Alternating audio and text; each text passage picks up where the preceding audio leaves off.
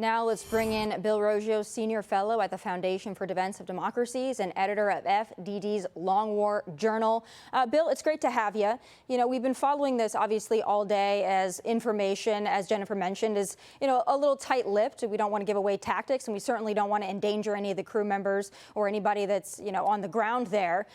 In terms of the political perspective here and the narrative, what does this do to the narrative, and how do you see this going in terms of the American people watching this unfold? Well, I would say the Trump administration has been clear that it's destroyed Iran's air defense systems.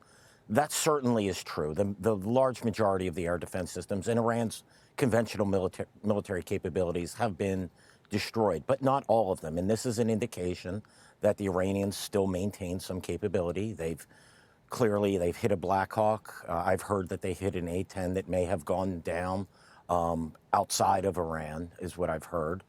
So this is, this is a minor blow to the administration, to the U.S. military. But you have to look at the overall picture.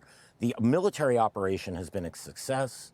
The political side of this, the Strait of Hormuz, and if that U.S. pilot is not recovered, if he's not rescued, the Iranians certainly will be parading him in front of television, try to use him as a bargaining chip to get the U.S. to end the war. And also there will be domestic political pressure on the Trump administration, because the reality is that a large majority, over 60% of Americans, don't support this war.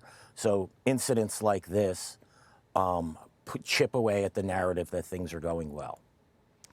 Certainly. And, obviously, this is what happens in war. And I think there's somewhat of an expectation on the American people that things like this are going to happen. And as I mentioned in the opening, this mission, by and large, Operation Epic Fury, is still a massive success. But nobody likes to see a setback like this, especially when American lives hang in the balance. Nobody wants to lose blood or treasure. In terms of negotiations, we know that Iran doesn't necessarily believe they can win a war against the United States, but their position has been to just simply outlast us and put on that political pressure so that President Trump's opponents and maybe even some in his base question the objectives here. What does something like this do to those negotiations with Iran and where they stand in this conflict?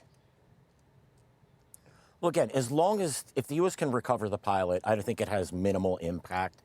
It will affect how the U.S. approaches military operations via the air. They certainly have to be more careful in suppressing anti-aircraft fire of this nature. As far as long-term negotiations, again, if that pilot is captured, he will certainly be used as a bargaining chip. The Americans, the United States, we've become a lot like the Israelis, where we don't want to see, one casualty is too many, one captured soldier is far too many. We have to understand, having served myself in the U.S. military, this is a risk that we take. We put our lives on the line to achieve a mission.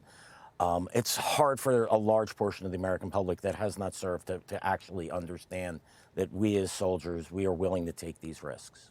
Oh, certainly. Well, we are praying for everybody involved in this rescue mission. Be sure to like and subscribe for all the Fox News latest on YouTube, and catch full shows streaming now on Fox One.